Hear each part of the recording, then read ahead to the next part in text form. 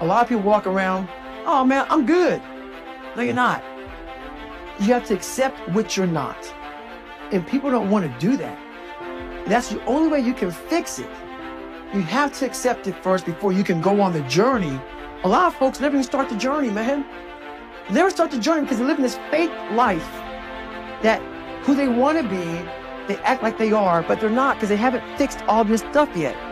We got to fix this first before we can start our journey in life. So that's why I have them make this list. You fix these problems, now your journey can begin because you no longer care about how people are judging you. When you care more about how someone's judging you, you're going to stay right there. There's no forward momentum. We are all great.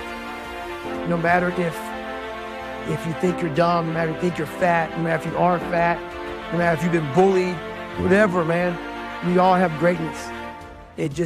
You got to find the courage. You got to find the courage to put your Bose headphones on and silence the noise out of this world and to find it. And to find it because it's out there, but it's going to take hard work, courage, self-discipline. It's going to take all the non-cognitive skills to be great. You know, smart is good, all this stuff is good. That's all cognitive. It's the non-cognitive skills that set you apart from everybody else. Your brain is the most powerful weapon in the world. Once you put away your phones and your computers and all that you have nowadays, yeah, that's great. We're up to date, but your brain is the only thing you have when you're going through depression, when you're going through hard times, when you're going through death. You can't Google that, man. You're alone. You're alone. You may have a shrink you're going to, you may have a best friend you're going to, but there's 24 hours in a day when you're alone in this brain. And your brain is talking to you in all kinds of ways. And it wants to control you and pull you in these different pockets. You got to tell your brain where you want to go and how you want to go and how you want to get there. You got to control it. If not, it's over. What's funny about failure is we're afraid to fail a lot of times because we're afraid to get those people telling us that we're not good, that we shouldn't try again.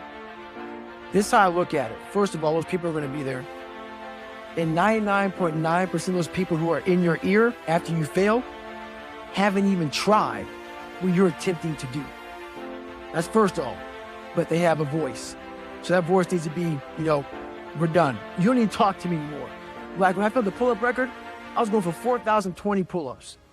I had so many people telling me, you can't do it. And I was like, how many pull-ups have you done in your life? So that's the first thing. Look at who's talking to you negatively first. And failure is the only way to grow. The only way to grow for me, everything I've ever succeeded in, 3 hell weeks. Everything, Ranger School, everything I've ever failed, I failed miserably so many times. But what you do with that failure is you go back, you learn from it.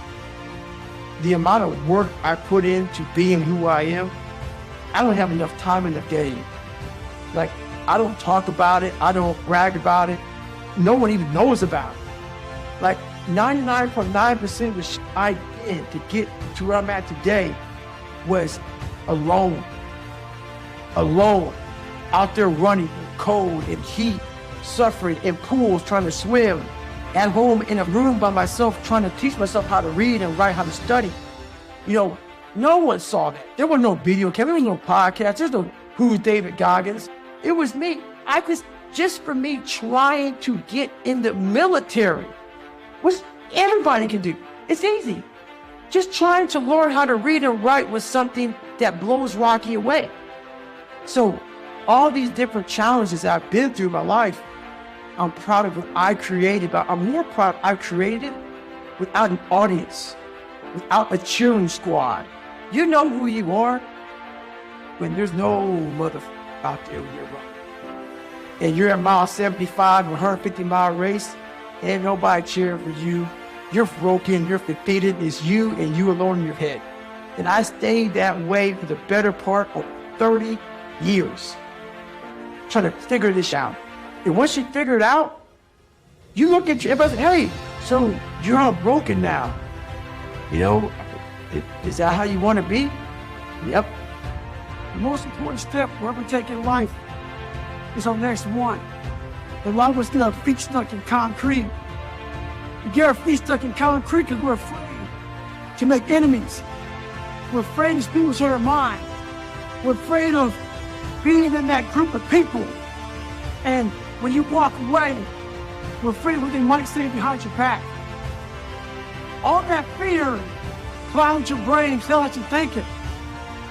One thing in life, you're gonna always have haters. Embrace them. If you can walk on water, trust me, the haters will say, you can walk on water because you can't swim. Learn one thing, shut the noise out. Embrace the fact that people don't like you. Meet you doing something right. Stay in the fight. I'm very fortunate that I grew up in a time when there was no phones and there was no social media.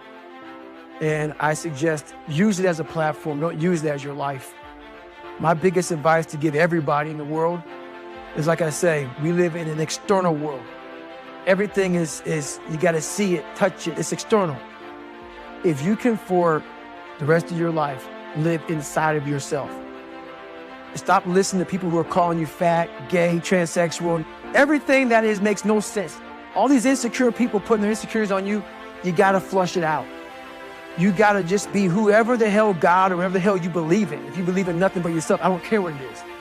You got to take everything and throw it away. You have to believe in one thing, and that is yourself.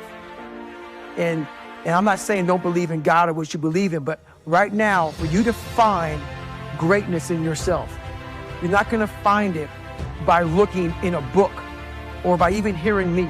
I may give you the spark, but you've got to go inside yourself to find it. And that means you got to be quiet. Go in a room, stop talking, search your soul, search your mind, search your abilities, and you'll find it. But if you're not looking for it, you won't find it. So you got to go start your journey. And the journey starts with you finding, why the hell am I here on this planet Earth? Why am I here?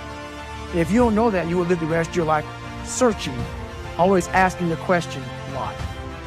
People ask me all the time, how they be so vulnerable.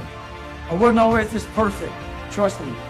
I used to be embarrassed about lies I told, family issues, marriages I was in, things I cheated on, things I quit. I was embarrassed about all that. So a lot of people had things on me, and they had power over me. They could use this whenever they wanted to. And I don't like how that felt. So I want to get to a spot in my life where I could put a billboard up in the town I lived in with everything I did wrong and let people drive by and see it. And I'm finally at that point. So when you get to that point, you kind of take that power back from people. But my question to you is this. Are you at a point in your life where you can put a billboard up in your town and have folks drive by that? Stay hard.